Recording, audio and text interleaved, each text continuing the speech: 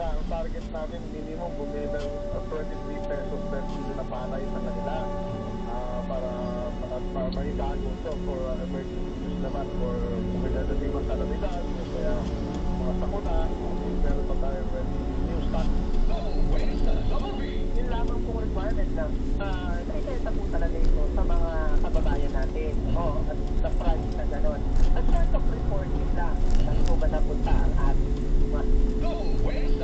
Siyempre, students po, hinihingi po. Number 1 po sa pag-a-apply po ng trabaho. Pagkuha po ng business permit, ng license to own and possess firearm, permit to carry firearm, franchise renewal ng mga sasakyan, requirements sa embassy, like sa visa po, at ibang po government requirements.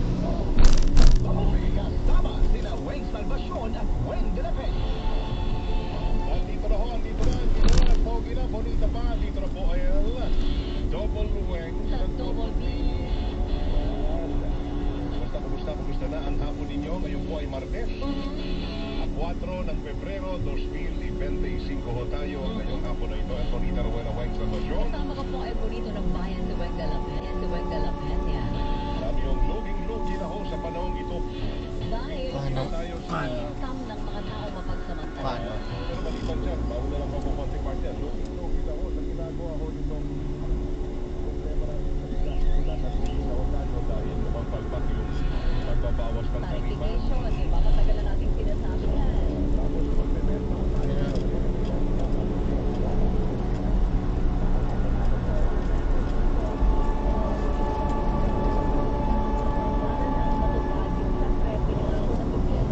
$20. Ang bigas na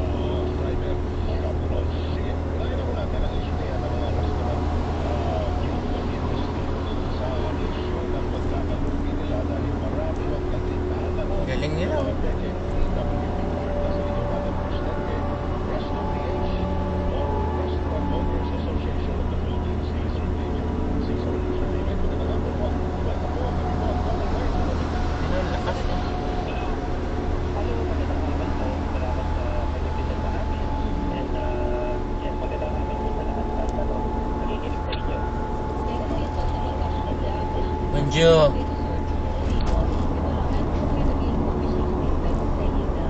Grabe.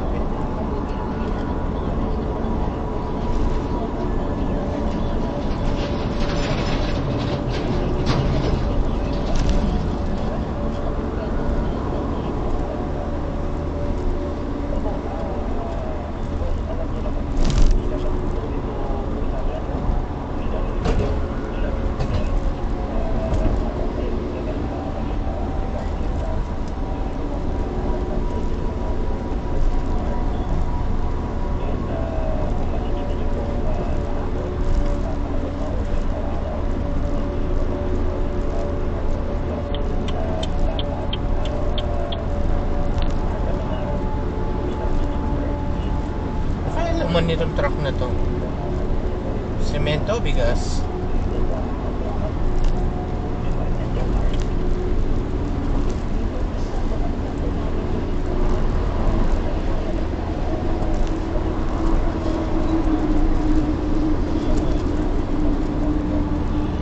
Yan. May mga halaman dati yan. Sa likod na yan. Meron pang halaman dito na. Yan, ako na dyan. Mangga.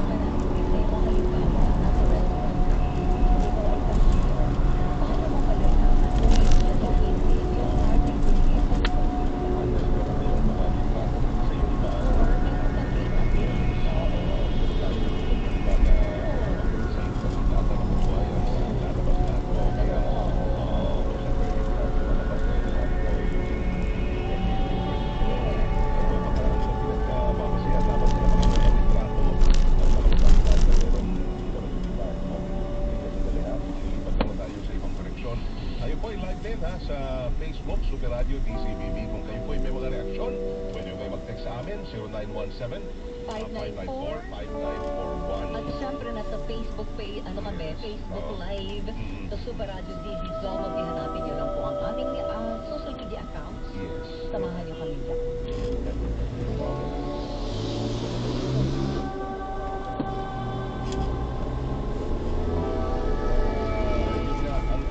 Ang nagiging problema pala yan, kapag multiple fake PWD cards ang ginamit sa single table lang, tapos marami ang mga PWD na peke. Oo. Naka naman makipag-away sila doon na, hindi, peke to, duda ako sa'yo. Ito lang PWD eh, di ba? Oo. Pero Hindi hindi meron kasi yan. Kasi yung iba naman, hindi makita ang kanyang kasama. PWD card. So, una sa lahat, gusto ko lang linawin na napakaganda ng layunin ng batas sa pagbibigay ng 20% discount sa mga persons with disabilities, no? Dahil napakalaking tulong nito sa ating mga kababayang tunay na may kapansanan, di ba? Pero, ang napamahal is maraming namimeke.